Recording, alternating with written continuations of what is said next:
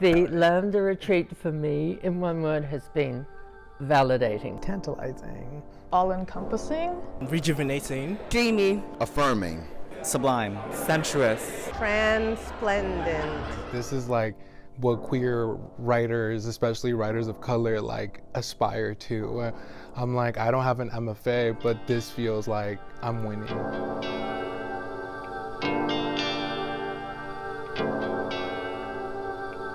I'm Faye Hernandez, she, they pronouns, and I'm in the poetry cohort. So my name's Sahil, my pronouns are they, them, and I'm with the nonfiction cohort with Meredith. My name is Chloe Samayano, pronouns she, her, and I'm part of the screenwriting cohort. I decided to apply to Lambda Literary because it's a queer workshop space with phenomenal staff, and I've heard great things about it, and so I don't know, I felt like I wanted to be part of that legacy. In terms of the application process, I actually applied the year before, and I got waitlisted, and so I was like, let me try again.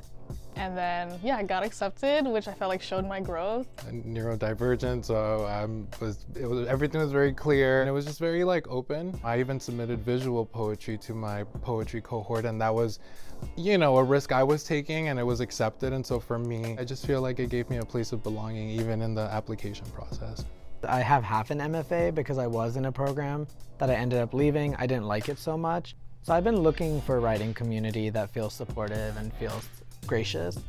And something I was happy to hear is that the faculty at Lambda kind of hand selects the manuscripts for the people who are going to be in the workshop. So that was like a big pull factor for me as well. I first wanted to see as many of the applicants as possible. So it was really important for me to see all 30 of the ones that were going to come to me.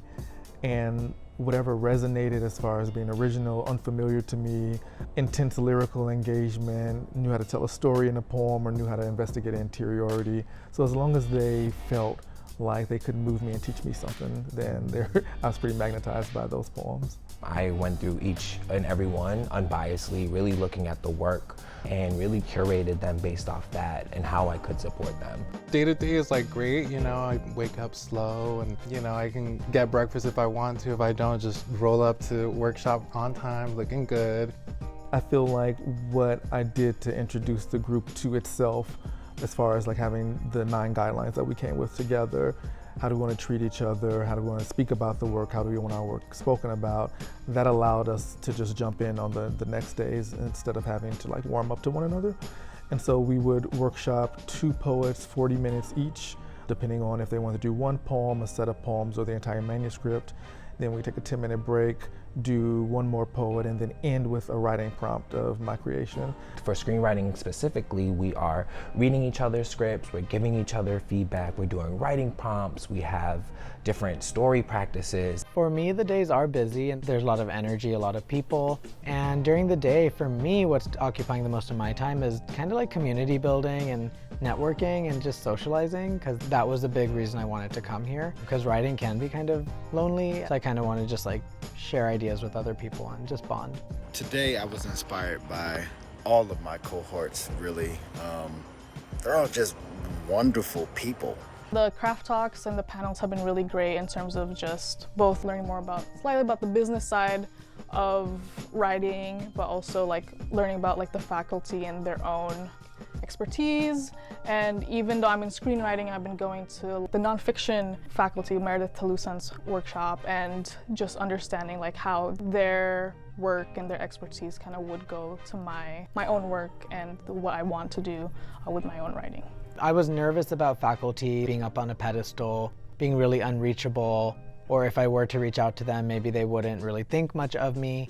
But it's been quite the opposite, and I just feel like it's a very humanizing experience to be able to strike up conversations with people who are published and who know the industry better than me, but also just being able to talk to them as a person, regardless of like literary arts. Philip's work has been, I think, instrumental in my work. So yeah, I've definitely heard of Philip before coming, and then just getting to meet other faculty members. Like I've been at lunch where a faculty member's in, we're just chilling. We're just hanging out, and we get to pick each other's brain, and it feels like an equal playing field. There's no like power trips and stuff, and that feels really good to me.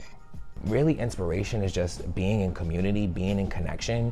Talking to folks has been outrageously dynamic and just so much fun to just being in a space full of other people that I could just show up unapologetically as myself. I knew going in that there's gonna be a lot of people. I'm introverted, so I was like, taking a step back and accepting rather than resisting any of the feelings I was having and just connecting with folks. One of my intentions as well was quality over quantity. I was like, if I just go out of this experience from 2 to 3 people that I know I will develop really lifelong bonds with, that is enough for me.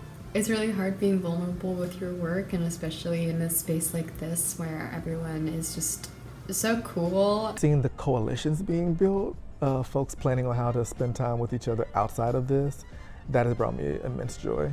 I do feel the support from my workshop group. I submitted a piece that while I was writing it, I was like, am I being too vulnerable? I had a lot of questions that I actually was really nervous about sharing. The group was really, really kind, was willing to also meet me where I was at and also be brave about the suggestions they wanted to give me.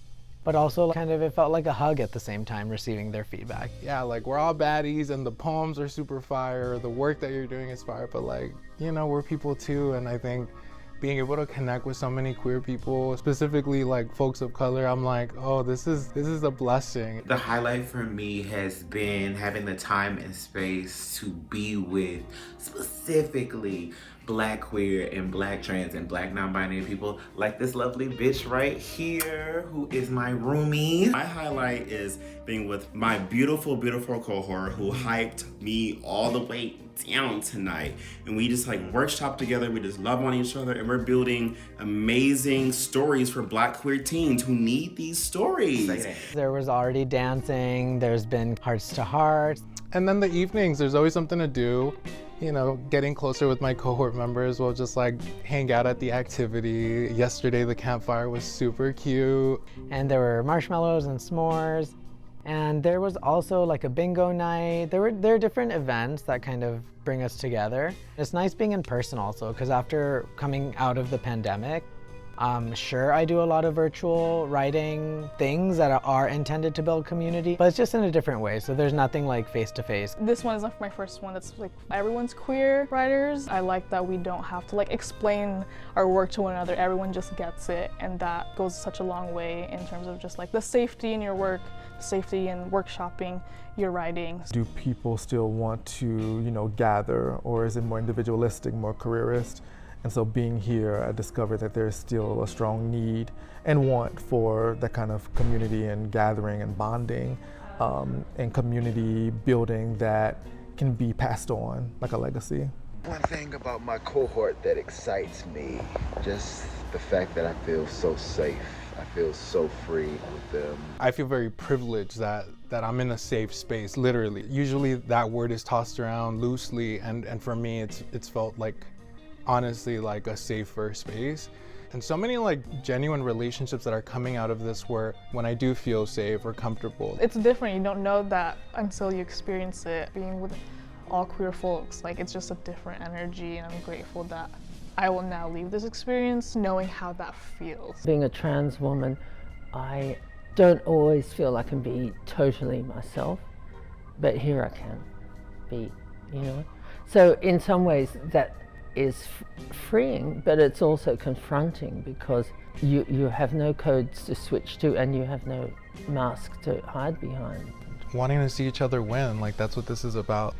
Any suggestions and all that is about making sure we win together, I really did come here kind of seemingly I was hitting a wall, having writer's block, a lot of anxiety, and I think with my talks with Meredith that she also spoke to us as a group, it's kind of those are things to get curious about and to figure out how to just really work through them and heal them and nurture them, and so that you can continue pursuing art. Just being around this space with folks who are uplifting your voice rather than changing it has been a gratifying experience and something I needed to see reflected back on me again.